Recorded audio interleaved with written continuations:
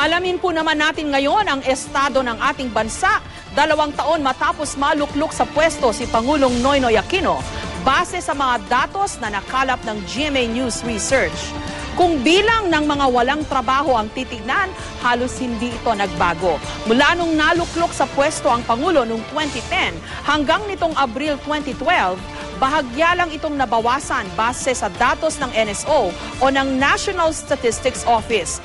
Kung pagbabasehan naman ang mga survey ng SWS o ng social weather stations, dumami ang mga Pilipinong sa palagay nila'y lalong humirap lang ang kanilang buhay.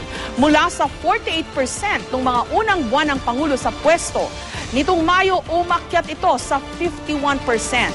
Dumami rin ang mga nagsasabing nakaranas sila ng gutom, base pa rin sa surveys ng SWS.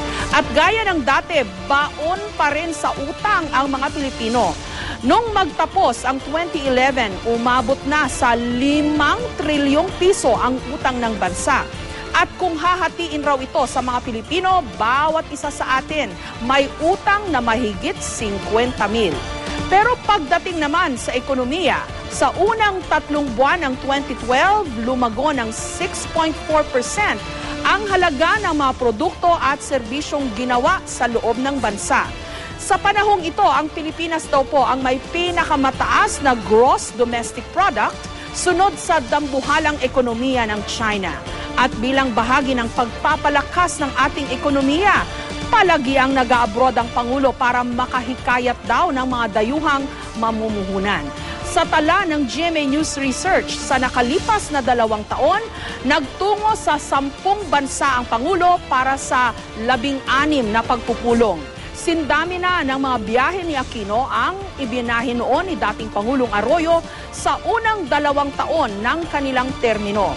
Pero mas maraming bansa ang napuntahan ni Ginang Arroyo at mas matagal siya abroad.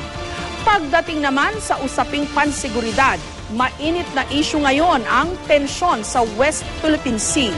Kaya naman ngayong taon, mahigit 100 bilyong piso ang inilaan para sa defense budget, na halos 1/3 lamang ng budget para sa edukasyon, kultura at manpower development. Sa gitna ng lahat ng ito, base pa rin sa mga survey ng SWS, bagamat nananatiling positibo ang net satisfaction rating ng Pangulo, mula sa dating 7 sa kada 10 Pilipino, bumaba sa 6 ang kontento sa kanyang pamamalakad. Habang mula 1 sa kada 10, naging 2 na ang hindi kontento.